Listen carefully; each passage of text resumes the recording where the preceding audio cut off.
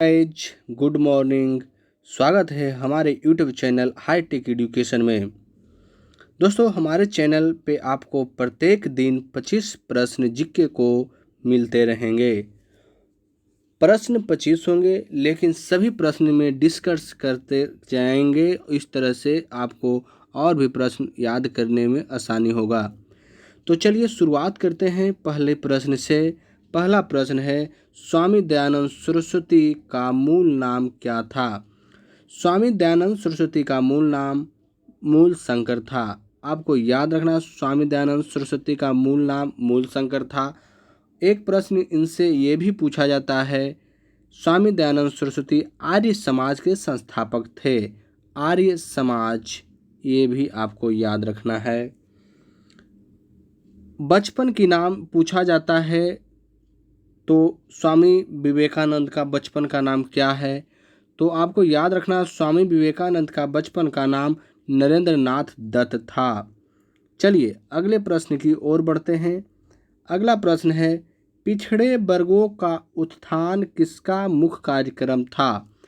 पिछड़े वर्गों का उत्थान करना सत्य शोधक समाज का मुख्य कार्य था। आपको ये याद रखनी है।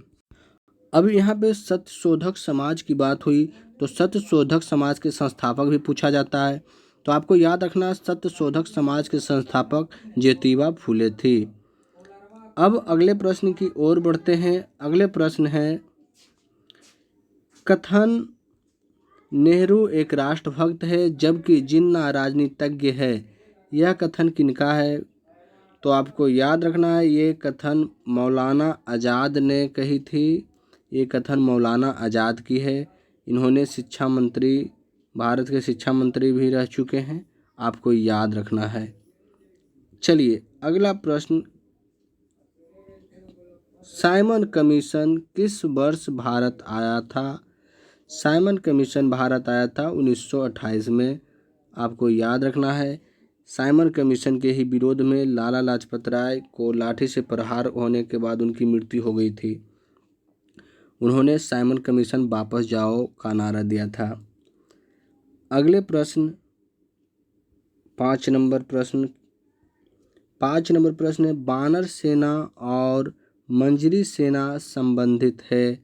ये 4 ऑप्शन है। इस 4 ऑप्शन में किस आंदोलन से संबंधित है जो आपको बताना है? तो इसका सही आंसर हो जाएगा भारत छोड़ो आंदोलन। 1942 में हुआ था। उसी आंदोलन से संबंधित है बानर सेना और मंजरी सेना। चलिए नेक्स्ट प्रश्न की ओर बढ़ते हैं।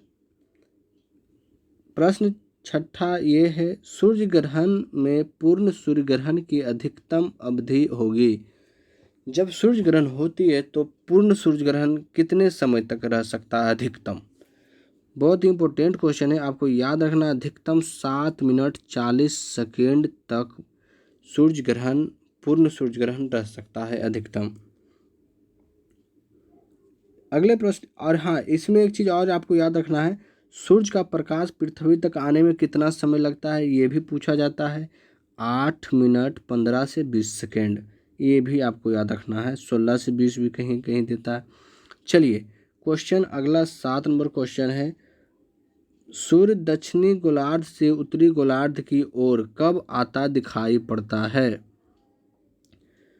तो इसका आंसर हो जाएगा 21 मार्च। 21 मार्च को सूर्य दक्षिण गोलार्ध से उत्तरी गोलार्ध की ओर आता दिखाई देता है। और यहाँ पे 3-4 इम्पोर्टेंट क्वेश्चन हैं। 21 मार्च और 23 सितंबर, 21 मार्च और 23 सितंबर को दिन रात बराबर होते हैं, 12-12 घंटा के। और एक प्रश्न होता है 21 जून और 22 दिसंबर। तो आपको याद रखना है 21 जून को सबसे बड़ा दिन और 22 दिसंबर को सबसे बड़ा रात होता है, यानी दिन छोटा। तो ये दो भी आपको याद रखना। कैसे याद करें?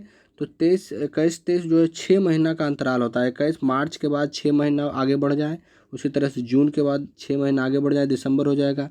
एक उपसर और अपसर देता है 3 जनवरी या 4 जुलाई, तो उसमें भी 6 महीना का अंतराल है। 3 जनवरी है, ये 4 जुलाई है। तो 6 महीना इसमें भी बढ़ जाएंगे। जनवरी से 6 महीना आप गिन ले, जुलाई 4 जुलाई, तो ये क्या होता है 3 जून को सूर्य और पृथ्वी के बीच की दूरी न्यूनतम होती है, 4 जुलाई को अधिकतम होती है। कितना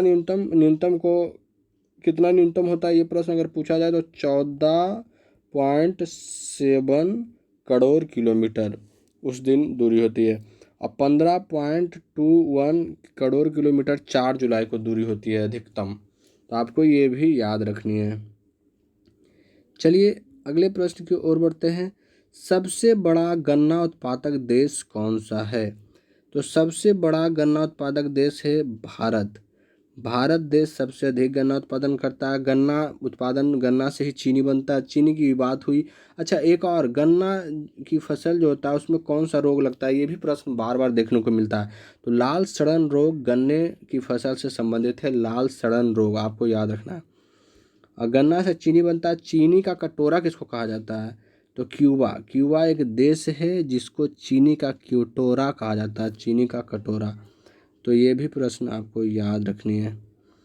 अगले प्रश्न की ओर बढ़ते हैं। अगला प्रश्न है, विश्व में सेब का सबसे बड़ा उत्पादक देश है।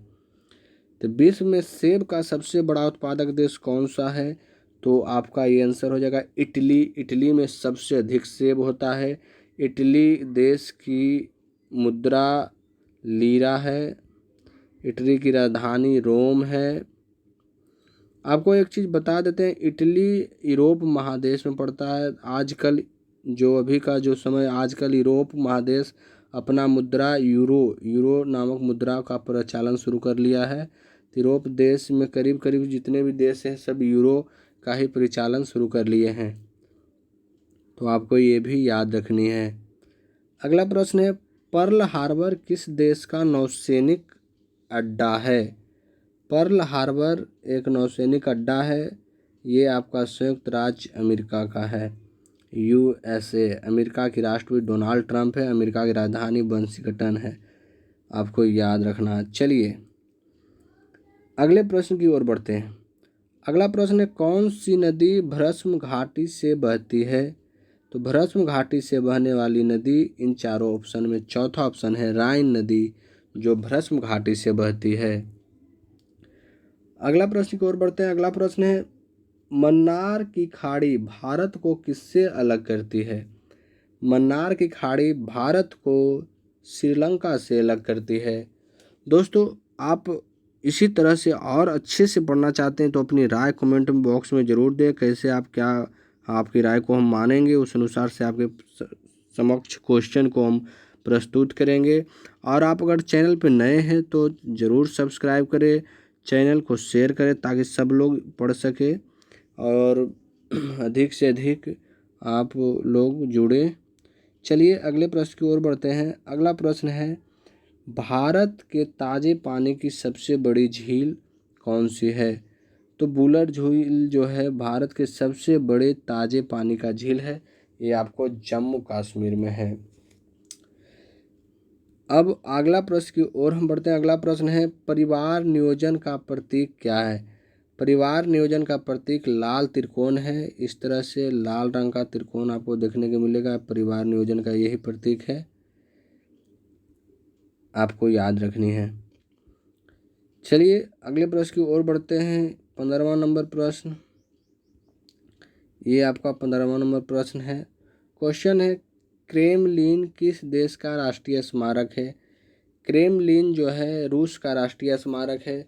दोस्तों, ये आने वाले बहुत सारे जो एग्ज़ाम्स हैं सब में ये जीके आपके फ़ायदेमंद होंगे। आप कुछ समय देकर ज़रूर 25 क्वेश्चन डेली आप पढ़ें।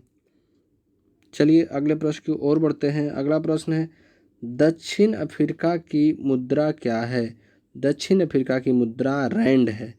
दक्षिण अफ्रीका की जो मुद्रा रैंड है, भारत की मुद्रा रुपया है, आपको याद रखनी है। चलिए नेक्स्ट प्रश्न की ओर बढ़ते हैं। यूरिया में नाइट्रोजन किस रूप में होता है? तो यूरिया में नाइट्रोजन पाया जाता है, आप सभी लोग को पता होगा, लेकिन किस रूप में होता है ये आपको याद रखना है। एमाइड के रूप में पाया जाता है। अगला प्रश्न है, कौन सा असत्य फल है? असत्य फल किसे कहते हैं आप ये जानते हैं तो ज़रूर इसका जवाब दे पाएंगे।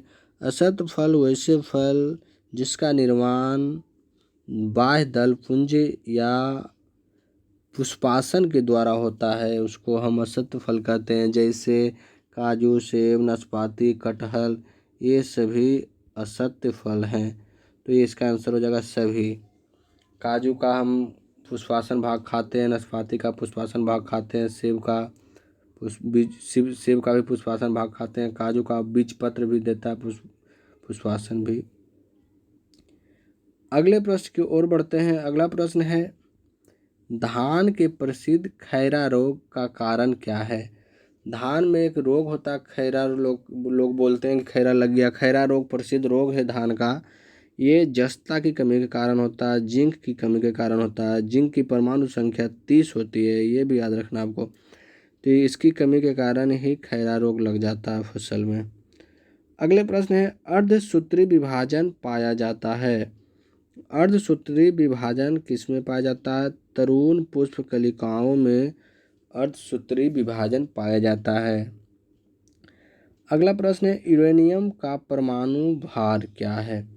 यूरेनियम का परमाणु भार 238 है। आपको याद रखना है यूरेनियम का परमाणु भार 238। क्वेश्चन नंबर 22 है साधारण नमक का रासायनिक नाम क्या है।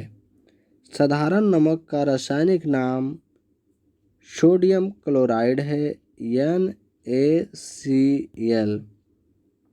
ये सूत्र हो गया, आपको याद रखनी है। चलिए नेक्स्ट प्रश्न है दक्षिण भारत का सबसे बड़ा नदी बेसिन कौन सा है। तो दक्षिण भारत का सबसे बड़ा नदी बेसिन गोदावरी बेसिन है, आपको याद रखना है। अगले प्रश्न की ओर बढ़ते हैं। प्रश्न 24 नंबर है भारत का सबसे बड़ा ज्वार नदमुख किस नदी के मुहाने पर स्थित है। तो इसका आंसर हो जाएगा हुगली। हुगली नदी के मुहाने पर स्थित है भारत का सबसे बड़ा ज्वार नदमुख। ये आपको याद रखना है। और इस वीडियो का लास्ट क्वेश्चन है सिडनी किस नदी के किनारे स्थित है। सिडनी एक शहर है, आपको पता होगा। ये आपको याद रखना है डार्लिंग नदी के किनारे स्थित है। सिडनी डार्लिंग नदी के किनारे। वीडियो ज़्यादा से ज़्यादा शेयर करें और कैसा लगा ज़रूर बताएं दोस्तों। आज बस इतना ही, आपसे विदा लेते हैं। धन्यवाद। फिर कल मिलेंगे इसी प्रकार अच्छे प्रश्नों के साथ। तब तक के लिए हम आपसे विदा लेते हैं।